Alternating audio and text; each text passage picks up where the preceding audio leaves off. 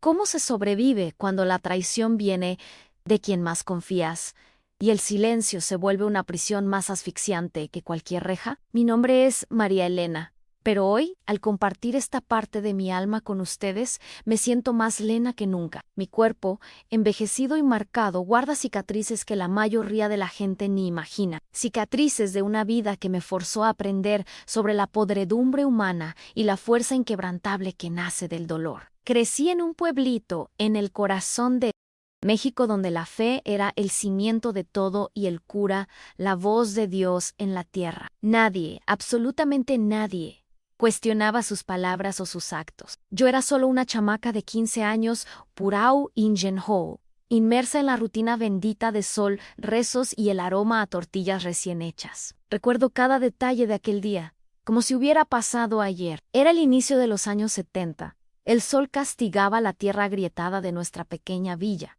pero el aire estaba perfumado con jazmines y el dulce aroma del incienso que anunciaba la fiesta de San Miguel Arcángel. Yo, con mis vestidos floreados y el cabello trenzado, ayudaba a mi abuela a arreglar las ofrendas para la iglesia. La vida era sencilla, sí, pero no vacía. Estaba llena de la risa de los vecinos, del susurro de las oraciones y de la certeza de que, a pesar de las dificultades del campo, nuestra fe nos mantendría en pie. Mis padres, trabajadores incansables, me enseñaron desde chica el valor de la honestidad y el respeto.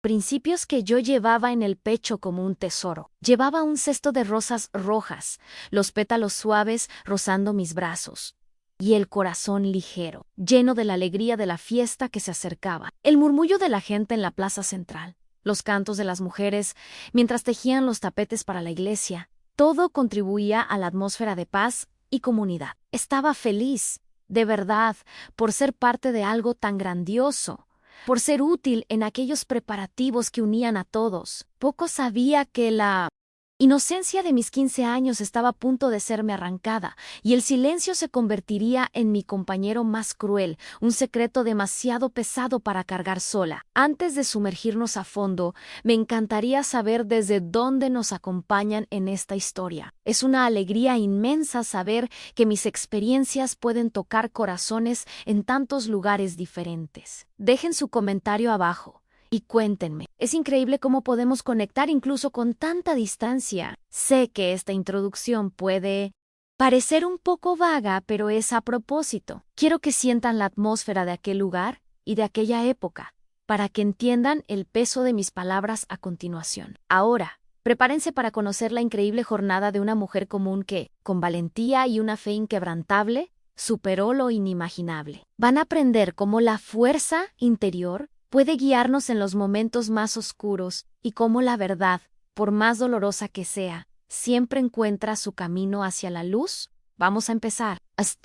Con mis pensamientos en las pequeñas tareas del día, en la melodía de las canciones que las mujeres cantaban mientras tejían los tapetes para la iglesia. La sencillez de aquel momento era todo lo que conocía, y no imaginaba que en pocas horas esa sencillez sería hecha pedazos, dejando una herida que tardaría una vida entera en cicatrizar. Aquel día debía ser como cualquier otro, una rutina bendecida por el sol y la devoción. Pero, como un rayo en cielo azul, todo cambió. Estaba allí, con mis manos llenas de pétalos, el corazón ligero, sin la menor idea del abismo que se abriría bajo mis pies. La inocencia de mis 15 años estaba a punto de ser robada, y el silencio se convertiría en mi compañero más cruel. El cura, con su sonrisa acogedora y su voz mansa, me llamó para ayudar con algunos preparativos en la sacristía. Yo, ingenua y honrada con el pedido, lo seguí sin dudar. Era un honor, al fin y al cabo,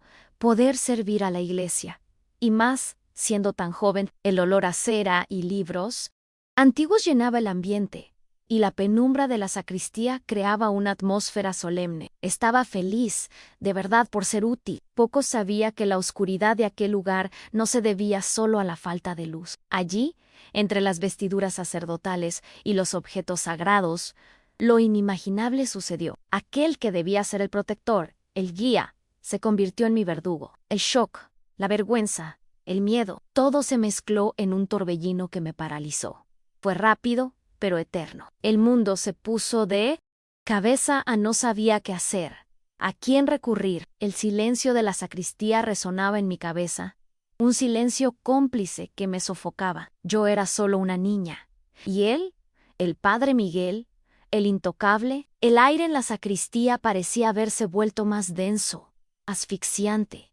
Sentía el cuerpo temblar, pero no podía moverme. Era como si mis piernas estuvieran pegadas al suelo, y mi voz, ¡ay! Mi voz había desaparecido, tragada por un nudo que se formó en mi garganta. El padre Miguel, antes una figura de respeto, ahora era solo un borrón amenazador. Sus ojos, que antes me transmitían serenidad, parecían los de un lobo hambriento, fríos y calculadores. Yo era solo una niña Y.L. Sabía de mi ingenuidad, de mi fe ciega, de mi incapacidad para entender el mal tan cerca. La vergüenza me invadió primero, antes incluso que la rabia. Una vergüenza avasalladora que me hizo desear desaparecer, esfumarme de aquel lugar, de aquella vida. ¿Cómo pude haber sido tan ciega, tan tonta?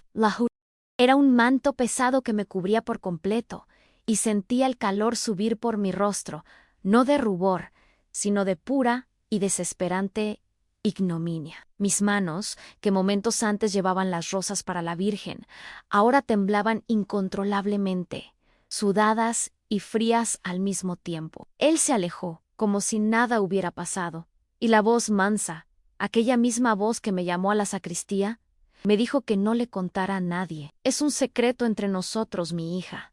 Nadie necesita saber. La honra de su familia y la santidad de la Iglesia dependen de su silencio. Sus palabras, susurradas con una calma aterradora, parecían piedras arrojadas en un pozo, hundiéndose cada vez más profundo en mi alma. No podía procesarlo. Honra, santidad. ¿Qué honra era esa que me robaba la paz? ¿Qué santidad permitía tal abominación? Mi mente infantil intentaba entender, pero no había lógica. Solo el dolor crudo y la confusión. Mis ojos se humedecieron, pero ninguna lágrima cayó. Era como si el dolor fuera tan grande que bloqueaba cualquier desahogo, manteniéndome en un estado de shock petrificante. El miedo, antes un susurro, ahora gritaba dentro de mí. Miedo de lo que él podría hacer. Miedo de lo que pasaría si alguien descubriera. Miedo de mí misma. Salí de la sacristía como un autómata. El sol afuera parecía más brillante que nunca, casi cegándome después de la penumbra en la que había sido sumergida. Las voces de la gente en la plaza, antes un murmullo agradable, ahora sonaban como un zumbido distante. Y veía los rostros familiares, las madres con sus hijos en brazos, los hombres conversando sobre la cosecha, y todo parecía tan normal, tan inocente, mientras mi mundo se desmoronaba silenciosamente. Nadie notó nada. Nadie percibió el temblor en mis manos, la mirada vacía, el alma destrozada. Sonreía, una sonrisa falsa y congelada, respondiendo a los saludos con monosílabos, mientras por dentro yo gritaba. El miedo a ser descubierta, a ser juzgada, a manchar el nombre de mi familia, era avasallador. Mi madre me vio y preguntó si estaba bien. Sí, mamá, solo un poco cansada, le dije.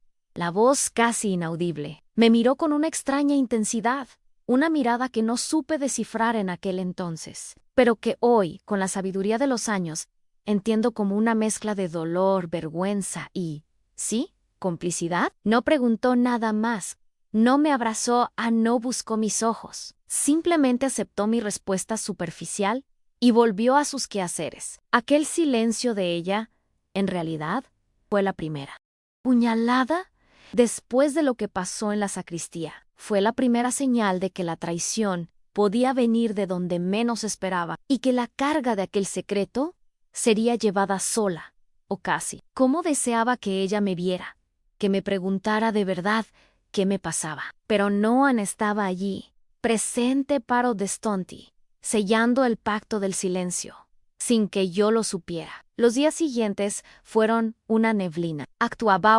mecánicamente como una muñeca sin alma. Comía, dormía, ayudaba en las tareas, pero por dentro estaba hecha pedazos. La inocencia me había sido arrancada, sustituida por un dolor que se instaló en el pecho, pesado y constante. Evitaba al padre Miguel a toda costa.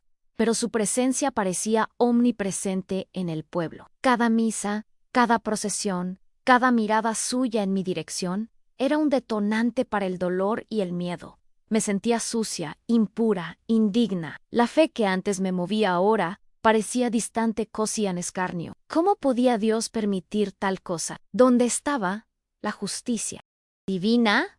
Me preguntaba en silencio, sin encontrar respuestas. Solo el eco vacío de mi propia desolación. La soledad se convirtió en mi única compañera.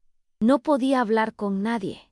¿Con quién? ¿Cómo explicaría lo inexplicable? ¿Cómo contaría que el hombre que todos veneraban era, en realidad, un monstruo? Nadie me creería, yo era solo una niña. ¿Y él? ¿El cura? La jerarquía, el respeto impuesto por la tradición, la fe ciega de la comunidad, todo eso pesaba sobre mis hombros. Sentía un nudo en la garganta que me impedía gritar, desahogarme. Pasaba las noches en vela, mirando el techo de adobe, reviviendo cada segundo de aquel día fatídico. Las imágenes se repetían en looping en mi mente, torturándome, robándome el sueño y la paz. El olor a cera de la sacristía, antes un aroma a santidad, ahora me causaba náuseas. Me llevaba de vuelta al infierno particular que se volvió mi realidad. Poco a poco, el dolor se fue transformando en algo diferente, una especie de rabia silenciosa, un fuego que quemaba en mi pecho, alimentado por la injusticia. No sabía qué hacer con esa rabia, no había a dónde ir, con quién desahogarme, pero allí estaba, latente, esperando el momento justo para explotar. Observaba a la gente en la iglesia, sus cabezas inclinadas en oración, sus rostros contritos, y sentía una mezcla de lástima y revuelta. Ellos no sabían. Vivían en una burbuja de fe e inocencia que yo había perdido para siempre. Y el padre Miguel, con su batina impecable, subía al púlpito y hablaba de amor, de perdón, de redención.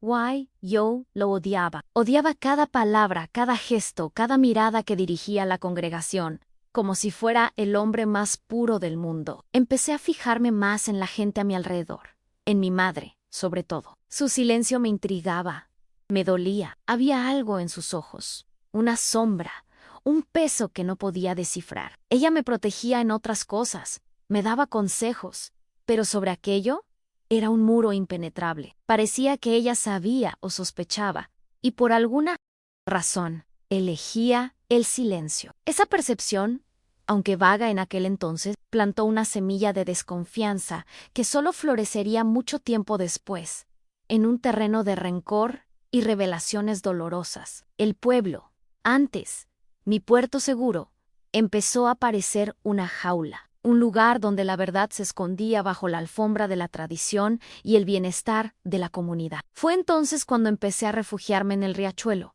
el único lugar donde me sentía realmente sola y libre para llorar, para gritar sin sonido. El agua helada del riachuelo parecía lavar un poco la suciedad que sentía en mí, y las piedras lisas eran mi único confidente. Allí, lanzaba las piedritas al agua y veía cómo las ondas se esparcían, como si cada una se llevara un pedazo de mi dolor. Era un ritual secreto, un momento de catarsis que me mantenía cuerda. Me aferraba a esos pequeños momentos de alivio, a esa tenue esperanza de que un día el dolor disminuiría, que la vergüenza se borraría, que la verdad, de alguna manera, encontraría un camino para salir a la luz. Pero era solo una esperanza, frágil como las alas de una mariposa. Y así, los días se arrastraban, volviéndose semanas, meses. Me volví más reclusa, más cerrada. Mi risa desapareció, y mis ojos perdieron el brillo. Mis amigas lo notaban, preguntaban qué me pasaba, pero yo siempre inventaba una excusa. Estoy cansada, no dormí bien, me duele la cabeza. Nadie insistía mucho. Al fin y al cabo, en el pueblo, cada quien se ocupaba de su vida y los secretos se guardaban bien. El tiempo pasó.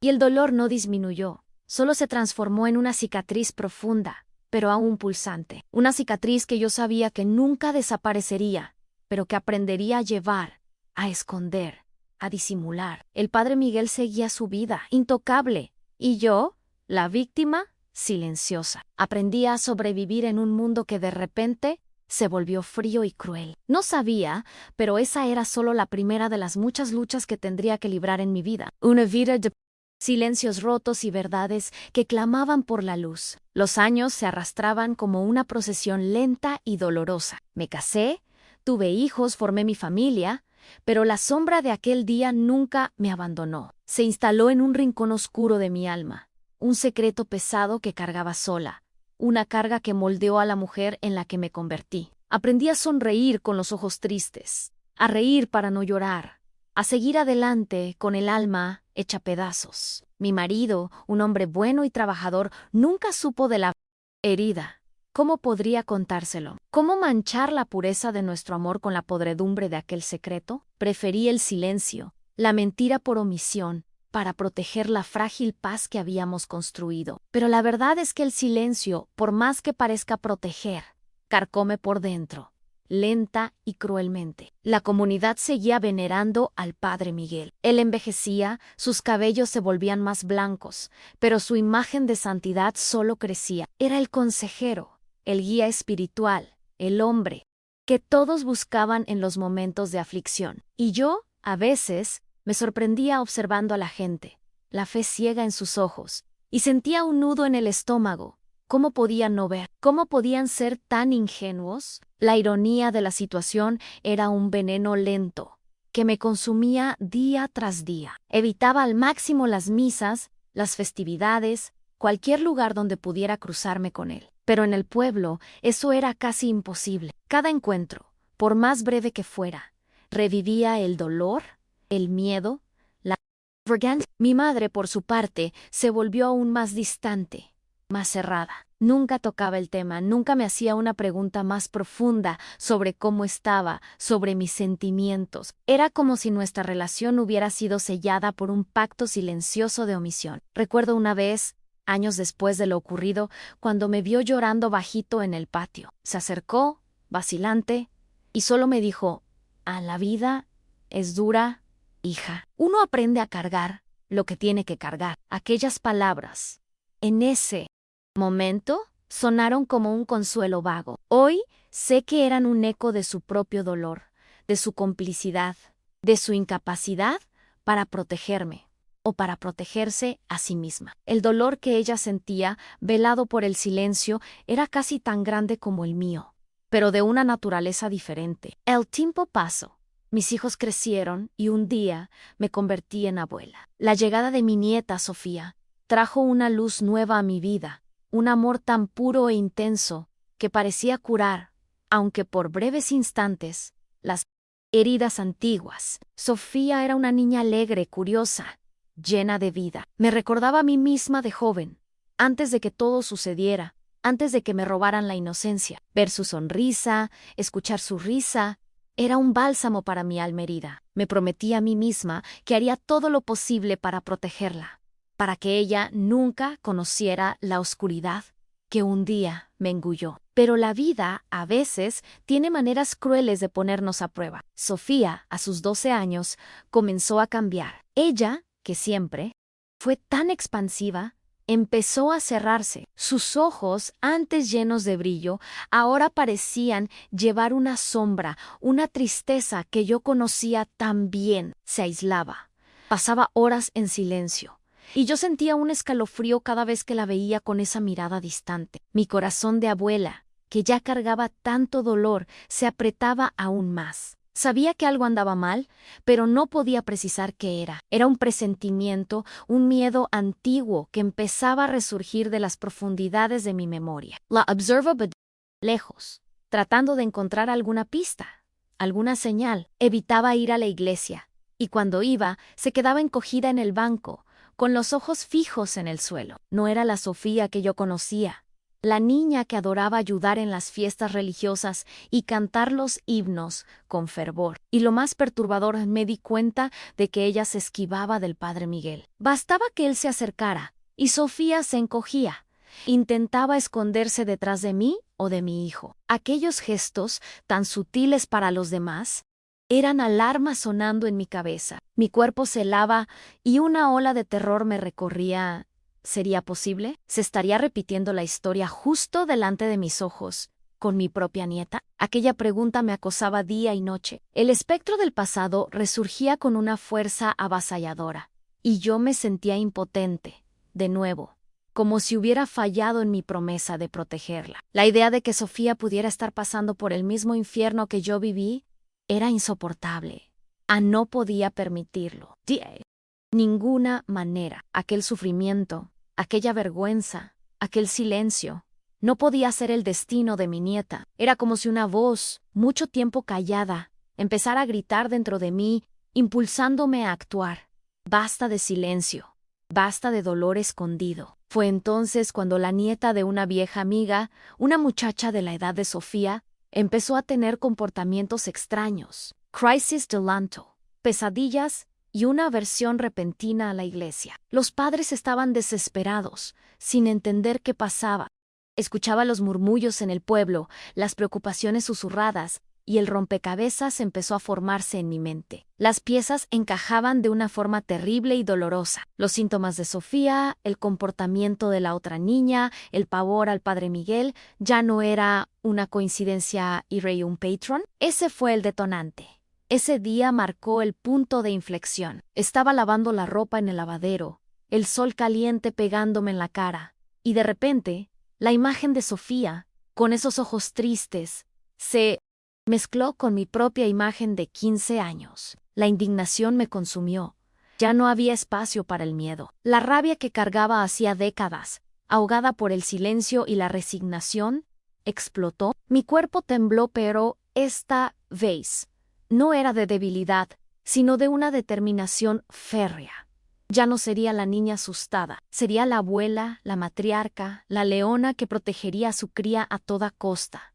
Necesitaba romper el silencio, no solo por lo que me pasó a mí, sino por Sofía y por todas las demás niñas, que podrían estar siendo víctimas. Era una deuda con mi propia historia, con mi padre, que seguramente habría luchado con uñas y dientes si hubiera sabido toda la verdad. No sabía por dónde empezar. ¿Cómo enfrentaría una institución tan poderosa y una comunidad tan arraigada en sus creencias? Pero una cosa era segura, no me echaría para atrás. Mi voz, callada por tanto tiempo, finalmente encontraría su eco, no para ahogarme, sino para resonar la verdad. Y si ustedes están sintiendo el peso de esta historia conmigo, imaginen lo que yo sentí y lo que aún me esperaba. Suscríbanse al canal y sigan acompañándome, porque este viaje apenas está comenzando, y cada historia compartida nos fortalece.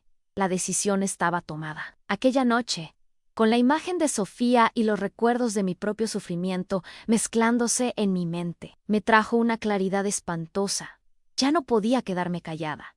Pero, ¿cómo empezar? Como una mujer simple, sin poder, sin voz, enfrentaría a una figura tan intocable como el padre Miguel y a una institución tan arraigada en la vida de nuestro pueblo. El miedo seguía ahí, un nudo en el estómago que me acompañaba, pero la determinación era mayor. El primer paso, lo sabía, sería investigar, reunir pruebas, pero no de forma escandalosa.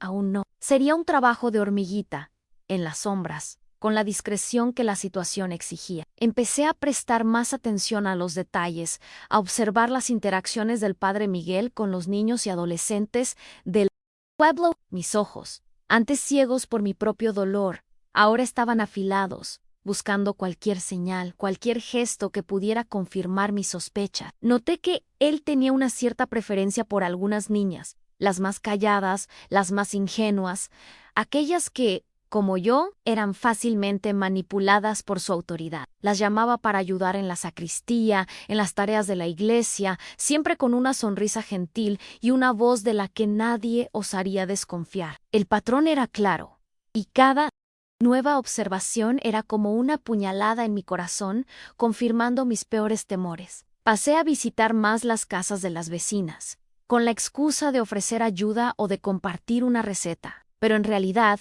mis oídos estaban atentos a cualquier conversación, cualquier murmullo. Fue así como supe más sobre la nieta de mi amiga, la niña que estaba tan extraña. La madre de ella, una mujer simple y devota, confesó con los ojos humedecidos que su hija tenía pesadillas y se negaba a ir a misa. Algo Impensable para una niña criada en aquel pueblo. Dice que le tiene miedo al padre Miguel, susurró la madre, avergonzada, como si la culpa fuera suya por tener una hija con creencias tan absurdas. Se me heló el corazón ese miedo. Yo lo conocía bien. Era el mismo miedo que me paralizó años atrás. Cada día, más y más piezas encajaban en el macabro rompecabezas. Otras madres empezaban a comentar sobre pequeños cambios en el comportamiento de sus hijas, aislamiento, tristeza inexplicable, una aversión súbita a la iglesia. El silencio, que antes parecía una fortaleza, empezaba a agrietarse, impulsado por mi propia necesidad de saber. No hablaba directamente sobre mis sospechas, solo escuchaba, observaba, guardaba cada palabra y cada mirada. Esa era la única forma de protegerme y de no alertar al cura, que seguía actuando como si fuera el hombre más puro del mundo, sin ningún rastro de culpa en su semblante. La resistencia, sin embargo, vino de donde menos esperaba y de donde más. Dolía Ann de mi propia familia. Mi hijo, un hombre trabajador y de buena fe, me regañó cuando intenté sutilmente plantear la cuestión del comportamiento de Sofía. Madre, usted está imaginando cosas. El padre Miguel es un hombre de Dios. No diga bobadas de esas. Va a manchar el nombre de nuestra familia con chismes y acusaciones sin pruebas. Sus palabras, llenas de preocupación por el honor, me golpearon como un puñetazo. Él no entendía, no quería entender. La fe ciega, la tradición, el miedo al juicio de la comunidad eran más fuertes que cualquier duda que yo pudiera sembrar. Mi madre, por su parte, fue aún más directa, casi agresiva. Lena, ya basta. Vas a traer desgracia a nosotros. Ese secreto debe quedar enterrado. No revivas el pasado. No traigas vergüenza a nuestra casa. Su voz, antes solo distante, ahora llevaba una rabia y una desesperación que me chocaron.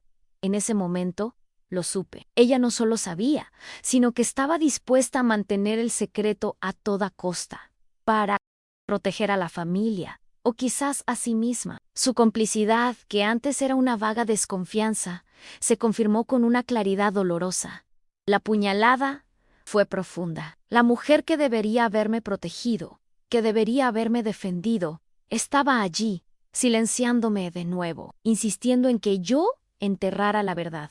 La soledad me abrazó con más fuerza. Estaba sola en esta lucha. La comunidad me vería como una loca, una blasfema. Mi propia familia me daría la espalda. Pero el amor por Sofía y la rabia por la injusticia que se repetía eran un fuego que quemaba más fuerte que cualquier miedo. Recordé a mi padre, un hombre justo y valiente. Él no habría permitido que tal abominación continuara. Sentía su presencia, su apoyo, como un recordatorio de que necesitaba ser fuerte, incluso sin tener a nadie que me sostuviera la mano. Empecé a escribir, en secreto, en un pequeño cuaderno que escondía bajo las tablas de mi piso. Registraba las fechas, los nombres de las niñas que parecían afectadas, las observaciones sobre el comportamiento del cura, las conversaciones que escuchaba. Era un diario de mi dolor y de mi determinación. Cada palabra escrita era un acto de rebeldía silenciosa, una forma de dar voz a aquello que había sido sofocado por tanto tiempo. Era mi manera de reunir pruebas,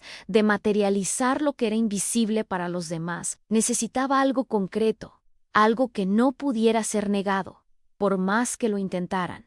Los días se transformaron en una cacería. Caminé por el pueblo como una sombra, mis ojos siempre alertas, mi mente siempre procesando. Las festividades religiosas, que antes eran motivo de alegría, ahora eran escenario de tensión para mí. Veía al cura bendiciendo a los niños, besando sus frentes, y un escalofrío me recorría la espalda. La hipocresía era nauseabunda, pero necesitaba mantener la calma no levantar sospechos. Era un juego peligroso, y estaba jugando contra un enemigo poderoso, invisible, protegido por siglos de tradición y fe. Why?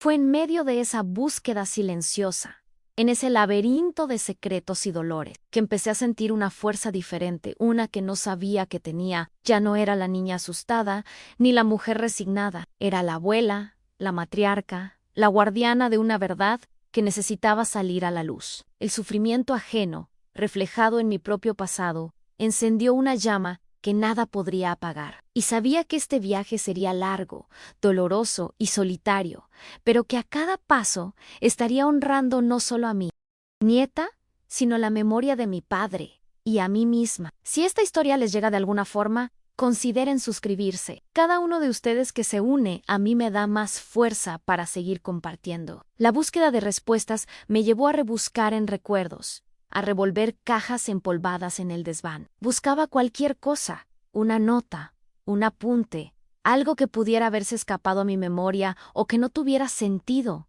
en su momento. Y fue allí, en una vieja caja de madera que guardaba las pertenencias de mi padre, donde la vida me dio un vuelco. Un olor a tierra y humedad subió cuando abrí la tapa, y mis manos temblaron al tocar sus objetos, en su sombrero de paja arrugado, una navaja sin filo, y, escondido en el fondo, envuelto en un paño descolorido, un pequeño diario de tapa de cuero. Mi corazón dio un salto. Mi padre nunca fue de escribir. Era un hombre de campo, de pocas letras, que se expresaba con el trabajo y la mirada. Aquello era algo inédito, algo que él guardaba para sí. Tom L.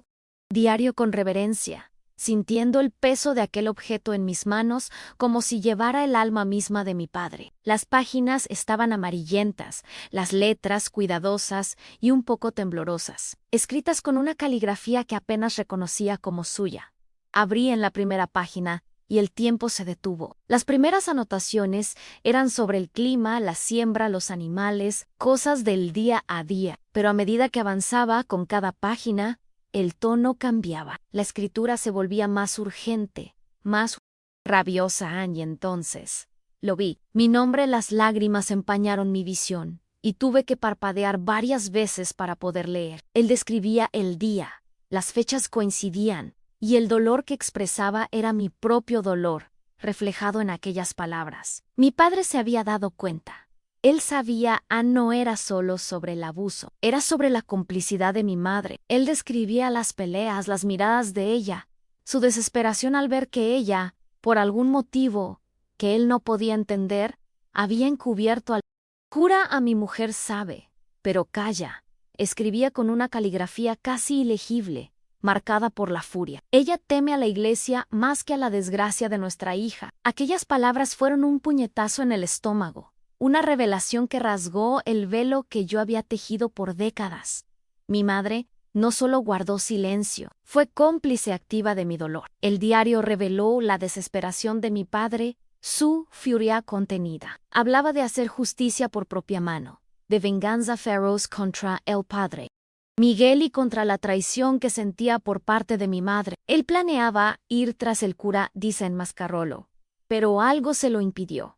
Las últimas páginas eran las más dolorosas. Describía la impotencia, la sensación de estar atrapado, la enfermedad que lo consumía poco a poco, no solo del cuerpo sino del alma. Aquel diario no era solo un registro, era un grito ahogado de un hombre que murió cargando un dolor inmenso. El dolor de no haber podido protegerme y de haber visto a su esposa doblegarse al miedo y a la conveniencia. Sostuve el diario contra el pecho, sintiendo el nudo en la garganta transformarse en un grito mudo.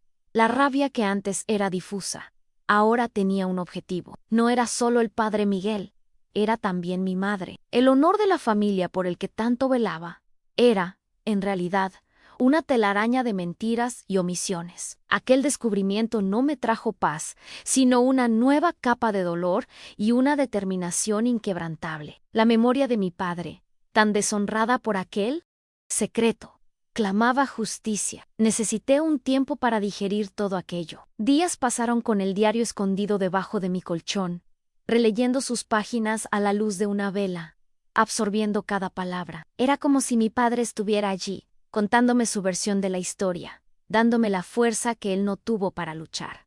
Su dolor me impulsaba, su impotencia me daba valor. Yo no quería la venganza que él planeó, no la venganza de sangre, sino la venganza de la verdad. Aquel diario era la prueba que necesitaba, el impulso que faltaba para mover montañas. A partir de ese momento, la forma en que veía a mi madre cambió por completo. La mujer que amaba, a pesar de la distancia y el silencio, se reveló como una figura compleja, marcada por el miedo y la conveniencia. El amor se mezclaba con un rencor profundo, un sentimiento de traición que dolía casi tanto como el abuso en sí. Pero al mismo tiempo, empecé a entender el peso de su vida, la presión de vivir en un pueblo donde la iglesia era la ley y el miedo a romper las reglas sociales. No lo justificaba, pero le daba un nuevo prisma a su dolorosa complicidad. Aquel diario fue el parteaguas. Dejé de ser la Lena que solo observaba y recolectaba información en silencio. Ahora tenía la prueba,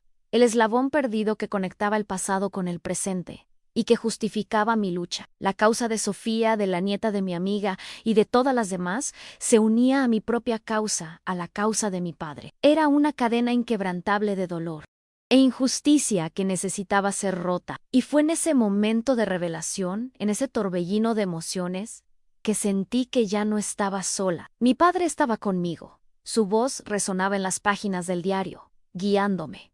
Tenía un camino, una misión clara. Si esta parte de mi historia te ha tocado, si sientes esa revuelta y esa necesidad de justicia, por favor, suscríbete y comparte este relato. Con cada persona que se une a esta causa, la verdad gana más fuerza y el silencio pierde un poco de su poder. Con el testimonio de María y las cartas antiguas en mis manos, sentí una fuerza que nunca imaginé poseer. La humillación de la misa, el aislamiento de la comunidad, el dolor de la traición de mi madre, todo eso se transformó en combustible.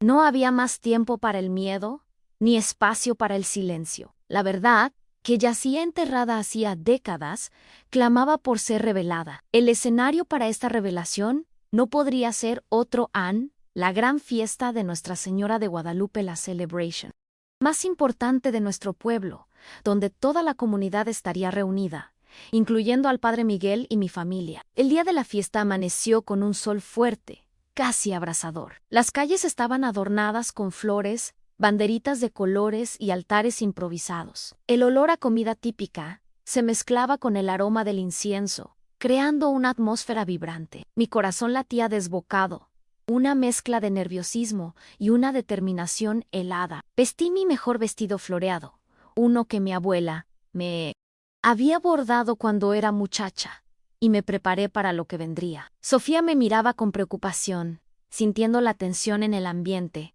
pero yo solo la abracé fuerte y susurré: hoy, la verdad nos liberará, mi nieta. Llegué a la plaza principal donde el Padre Miguel ya estaba en el altar improvisado, iniciando la misa solemne. La multitud era inmensa, todos los ojos puestos en él, la figura intocable. Me coloqué en un lugar estratégico, lo suficientemente cerca para ser escuchada, pero lo bastante discreta para no levantar sospechas prematuras. María estaba a mi lado, pálida, pero con la mano apretando la mía, transmitiendo una valentía silenciosa. Ella sostenía las cartas, la prueba material que yo necesitaba. Cuando el Padre Miguel comenzó la homilía, hablando sobre la pureza del alma y la importancia de la fe inquebrantable, sentí la rabia hervir en mis venas. Sus palabras, antes tan llenas de hipocresía, me dieron el empujón que me faltaba. Respirando al Irap, desgarrar mi garganta, y grité con toda la fuerza que tenía: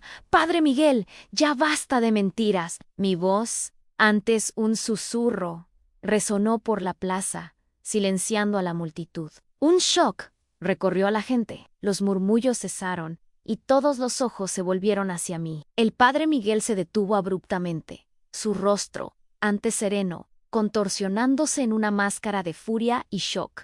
«María Elena, ¿qué significa esto?», bramó, intentando recuperar el control. Mi madre estaba entre la multitud, su rostro blanco como la cal, los ojos desorbitados de horror, como si yo estuviera cometiendo el peor de los pecados. «Lo ignore, why continue?» Mi voz temblorosa, pero firme. «Él no es un hombre de Dios. Él es un monstruo. Abusó de mí cuando tenía 15 años. Y está haciendo lo mismo con nuestras niñas ahora». Un coro de exclamaciones y susurros de incredulidad se extendió por la plaza. La gente me miraba a mí y al cura, sin saber en quién creer. Algunos señalaban, otros intentaban silenciarme. «¿No me creen?», grité, la voz embargada por las lágrimas que finalmente brotaban. Mi propia madre sabía. Ella intentó callar, pero mi padre, él sabía, y María tiene las pruebas. Angiré mi cuerpo para que todos vieran a María, que dio un paso adelante, las manos temblándole al levantar las cartas antiguas. El murmullo se transformó en un zumbido intenso. La gente intentaba ver, entender. María, con la voz embargada, comenzó a leer fragmentos de las cartas de su madre, describiendo los abusos del cura con otras niñas. La complicidad de mi madre al intentar silenciar las denuncias por miedo a manchar a la iglesia y el honor de la familia. Cada palabra leída por María era un clavo en el ataúd de la imagen del padre Miguel. La verdad brutal y chocante, que había estado escondida por tanto tiempo, se desarrollaba ante los ojos de todos. Las madres de las niñas que yo había observado, aquellas que antes me miraban con desconfianza, ahora lloraban, sus rostros contorsionados de dolor e indignación. El padre Miguel intentó intervenir, gritando que era todo mentira, calumnia, una conspiración contra la iglesia. Pero su voz, antes tan poderosa, ahora sonaba desesperada. Sin la autoridad de antes, la máscara de santidad había caído. Algunos hombres del pueblo, aquellos que siempre lo defendieron, comenzaron a acercarse con la intención de callarme a la fuerza. Pero la multitud, que antes estaba indecisa, empezó a agitarse. La verdad expuesta de forma tan cruda era un golpe que muchos no podían ignorar. Fue cuando mi hijo, que estaba paralizado por el shock, finalmente reaccionó. Había escuchado las palabras de María, visto las cartas. La fe ciega que lo dominaba empezó a derrumbarse. Me miró, luego miró al cura, y la verdad se reveló en sus ojos. Corrió hacia mí, no para callarme, sino para protegerme. Otros hombres, padres de niñas que habían sufrido, también comenzaron a confrontar al cura y a sus defensores. El caos se instaló en la plaza. La venganza no fue física, sino la exposición pública, la caída moral del padre Miguel. Él, antes intocable, ahora era visto por todos como el monstruo que realmente era. La verdad de décadas, las mentiras y complicidades que habían destruido tantas vidas, estaban allí, desnudas y crudas, para que todos las vieran. Mi madre, en medio de la confusión, se derrumbó, las lágrimas corriendo por su rostro, una mezcla de vergüenza y quizás, finalmente, arrepentimiento. Aquel fue mi clímax, mi batalla final. El caos en la plaza duró unos minutos, que parecieron una eternidad. Poco a poco, la furia y el shock fueron dando paso a una extraña quietud. El padre Miguel, antes tan imponente, estaba encogido en el altar, el rostro desfigurado, la autoridad vaciada. Algunos pocos fieles todavía intentaban defenderlo, pero la mayoría se alejó, choqueada por las revelaciones y por las pruebas presentadas por María. La verdad, desnuda y cruda, se impuso. No sabía si la iglesia lo castigaría, si la comunidad lo expulsaría, pero en ese momento la justicia emocional que tanto buscaba había sido alcanzada, su máscara había caído, y eso era lo que importaba. Mi madre, aún en shock, fue auxiliada por algunas vecinas, el rostro bañado en lágrimas, el cuerpo tembloroso. No era un llanto de rabia, sino de dolor y quizás de un arrepentimiento tardío. En ese instante, no sentí odio por ella, solo una profunda tristeza. Su complicidad había sido fruto del miedo, de la ignorancia, de la presión de una sociedad. La perdoné, no porque lo que hizo fuera correcto, sino porque entendí que ella también fue una víctima del sistema, aprisionada en sus propias cadenas de silencio. El rencor aún estaba allí, pero la rabia se disipó, dando lugar a una comprensión dolorosa. Mi hijo y mi nuera vinieron hacia mí, con los ojos humedecidos. Él me abrazó fuerte, un abrazo que cargaba años de incomprensión, de culpa y finalmente de aceptación. «Perdóname, madre», susurró, la voz entrecortada. No creí en ese abrazo y esas palabras valieron más que 1000 disculpas. Sofía, mi nieta, vino corriendo y se acurrucó en mis brazos. Sus ojos, antes tristes, ahora brillaban con una mezcla de alivio y una nueva esperanza. Ana estaba libre. El ciclo se había roto. En los días que siguieron, el pueblo fue un hervidero de emociones. Algunos aún se negaban a creer, otros estaban en shock, pero la mayoría de la gente, especialmente las madres, abrazó la verdad con dolor y alivio. El padre Miguel fue apartado, no de inmediato por la iglesia, sino por el clamor popular. Su imagen, antes inquebrantable, estaba destruida. La fe de la comunidad se dividió al final. La búsqueda de una espiritualidad más pura, más verdadera, comenzó a reconstruirse, lejos de las sombras y la hipocresía. La verdad, por más que sacudiera, era el único camino hacia la sanación. Mi madre y yo, aunque marcadas por las heridas del pasado, comenzamos una nueva etapa en nuestra relación. No hablamos abiertamente de todo, pero el silencio entre nosotras ya no era de omisión, sino de una comprensión mutua. Ella me miraba con una nueva reverencia, y yo la veía con los ojos de una mujer que, a pesar de sus errores, también había sido víctima de un sistema opresor. La curación era lenta, pero estaba sucediendo. Era una reconciliación que no borraba el pasado, pero permitía un futuro con más transparencia y menos secretos. La paz, esa que tanto deseaba, finalmente se instaló en mi corazón. No era una paz sin cicatrices, sino una paz que venía de la certeza de haber hecho lo correcto, de haber dado voz a los que fueron silenciados. El recuerdo de mi padre, de su diario y de su búsqueda de justicia me llenaba de orgullo. Había cumplido su venganza de la verdad, la más poderosa de todas. Su nombre, antes manchado por el secreto, ahora era honrado por mi valentía. La vida en el pueblo nunca más fue la misma. La confianza fue quebrantada, pero la comunidad, poco a poco, comenzó a levantarse, más atenta, más consciente. Las voces de los niños eran escuchadas con más atención, y el papel de la iglesia comenzó a ser cuestionado de una forma más saludable. Fue un renacimiento doloroso, pero necesario. Hoy, cuando visito la tumba de mi padre, ya no siento el dolor de la impotencia, solo la gratitud por su memoria y por haber sido el impulso para mi propia liberación. Llevo flores frescas, las mismas rosas rojas que yo recogía para la fiesta de San Miguel, pero ahora ellas cargan un significado diferente, el de la verdad que floreció en medio de la oscuridad. Sofía, mi nieta, está bien. Floreció, libre de las sombras que un día la acecharon. Sus ojos brillan de nuevo, llenos de vida y esperanza. No lleva el peso del pasado, sino la fuerza y el valor que heredó de una abuela que se atrevió a romper el silencio. Ella conoce mi historia, y eso la ha hecho más fuerte, más consciente, más libre. Nuestra última escena juntas es siempre la más significativa. Visitamos la tumba de mi padre, y ella, con sus manitas delicadas, le ofrece una flor, un símbolo del legado de valentía y del fin del silencio. Esa es mi victoria. Mi viaje fue largo y doloroso, pero valió la pena cada paso. La verdad es un bálsamo, y el coraje, un escudo. Si mi historia te ha inspirado a encontrar tu propia voz, a luchar por aquello en lo que crees, no te calles. Suscríbete al canal para que más relatos de superación como el mío puedan seguir inspirando y tocando corazones. Juntos podemos transformar el silencio en fuerza.